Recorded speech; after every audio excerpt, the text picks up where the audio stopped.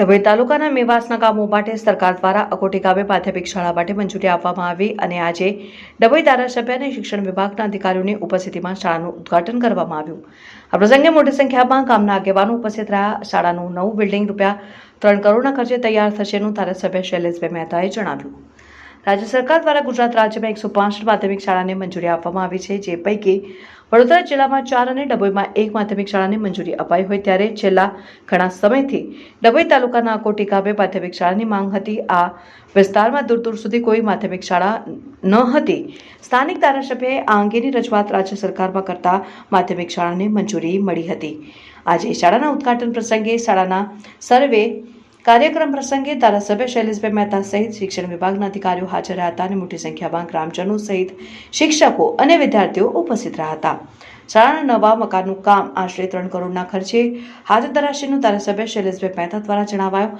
આ વિસ્તારમાં માધ્યમિક શાળાને મંજૂરી પડતા વિદ્યાર્થીઓ અને વાલીઓમાં ભારે આનંદ અને ખુશીની લહેર જોવા મળી। ડભોઈ તાલુકાના મેવાસ પટ્ટામાં એક પણ માધ્યમિક શાળા નહીં હોવાથી અહીંના ગામોના બાળકોને ડભોઈ અને ચાણોદ સુધી અભ્યાસ માટે જવું પડતું હતું।